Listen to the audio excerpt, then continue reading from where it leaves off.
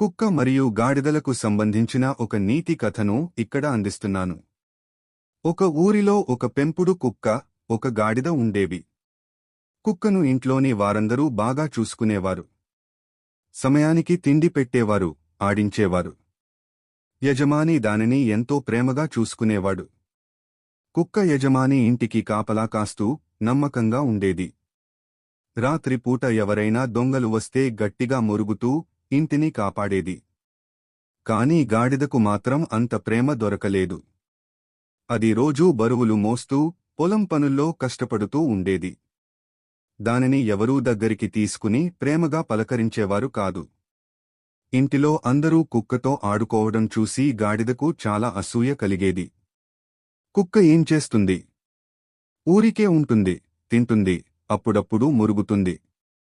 దానికి ఇంత ప్రేమ ఎందుకు? నేను రోజంతా కష్టపడి బరువులు మోస్తున్నాను, అయినా నన్ను ఎవరూ పట్టించుకోరు అని అనుకునేది. ఒకరోజు గాడిదకు ఒక ఆలోచన వచ్చింది. కుక్కలాగే నేను కూడా చేస్తే యజమాని నన్ను ప్రేమిస్తాడు అని అనుకుంది. వెంటనే అది ఇంటి లోపలికి వెళ్లి కుక్కలాగా మొరగడానికి ప్రయత్నించింది. కాని దానికి సరిగా మొరగడం రాలేదు. అది పెద్దగా అరుస్తూ అటూ ఇటూ పరిగెత్తింది. అప్పుడే యజమాని ఇంట్లోకి వచ్చాడు.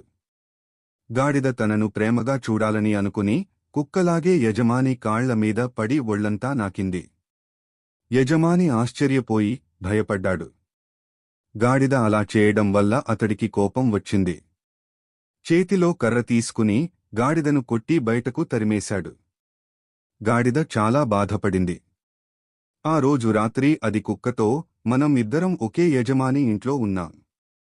నువ్వు ఎక్కువ కష్టపడవు, అయినా నిన్ను బాగా చూసుకుంటారు. నేను రోజంతా కష్టపడతాను, అయినా నాకు దెబ్బలు తగిలాయి అని ఏడ్చింది. అప్పుడు కుక్క నవ్వి ఇలా అంది, గాడిదా, మన ఇద్దరి పనులు వేరు. నా పని యజమాని ఇంటిని కాపాడడం. నేను దానిని నమ్మకంగా చేస్తాను. నీ పని బరువులు మోయడం. నువ్వు దానిని సరిగా చేయాలి.